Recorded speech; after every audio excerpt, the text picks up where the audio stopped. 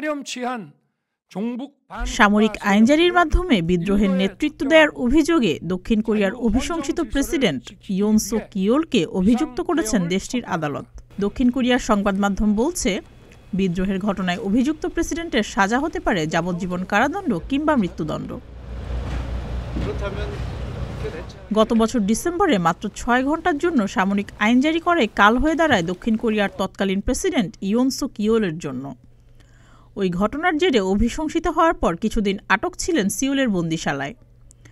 এবার অভিযুক্ত হলেন সামরিক আইন জারির মাধ্যমে বিদ্রোহের নেতৃত্ব দেওয়ার অভিযোগে। দক্ষিণ কোরিয়ার বিভিন্ন গণমাধ্যম জানিয়েছে, সামরিক আইন জারির ঘটনায় বিদ্রোহ ও ক্ষমতার অপব্যবহারের অভিযোগে অভিযুক্ত করা হয়েছে ইয়ন সুক ইয়োলকে। রাষ্ট্রপক্ষ বলছে, গত সপ্তাহে ইয়নের বিরুদ্ধে আইনজীবীদের দায়ের করা অভিযোগ এবং প্রমাণ বিশ্লেষণের পর এই সিদ্ধান্ত নেন আদালত।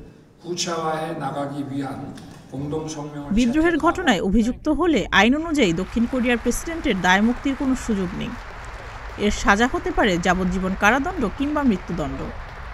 দক্ষিণ কোরিয়ার ইতিহাসে এই প্রথম কোনো ক্ষমতাসীন প্রেসিডেন্ট এ ধরনের অভিযোগে অভিযুক্ত হলেন। এর আগে গত সপ্তাহে ২ বার ইয়নকে আটকের সময়সীমা বাড়াতে আবেদন করেন তদন্তকারী দল, তবে আবেদন খারিজ করে দেন আদালত। সুস্মিতা, প্রতিদিনের বাংলাদেশ।